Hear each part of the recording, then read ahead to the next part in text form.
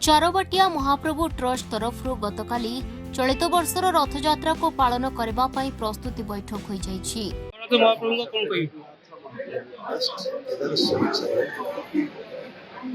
प्रत्येक वर्ष पर ये वर्ष मध्य प्रभु जगन्नाथ सुंदर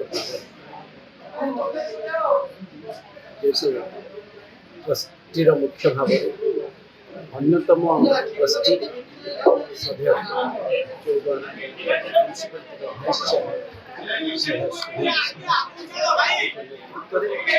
सुंदर भाव प्रत्येक वर्ष प्रभु जगन्नाथ रथयात्रा सुंदर भाव।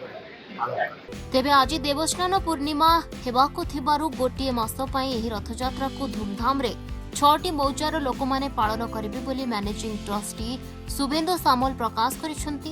श्री जगन्नाथ महाप्रभु ट्रस्ट चारबाटिया मुझे मैनेजिंग ट्रस्टी आज महाप्रभु श्री जगन्नाथ विश्व प्रसिद्ध घोष यात्रा आज तार सुपरिचालना एवं समन्वय आज शेष प्रस्तुति बैठक जार अध्यक्षता करुले आम मंदिर ठाकुर रजा तथा प्राक्तन विधायक डॉक्टर प्रभाकर रंजन विश्वाल।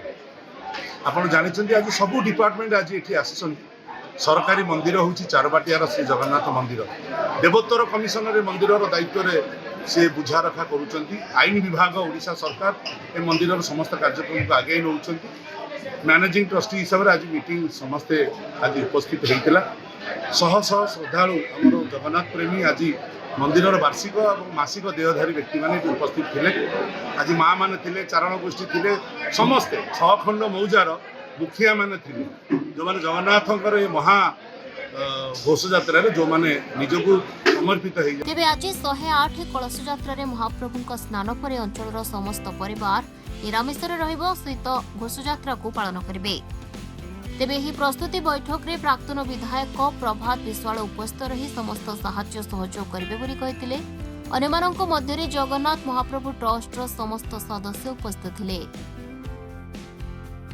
कटक 14 आशीष बरान को रिपोर्ट दिनलिपि लाइव।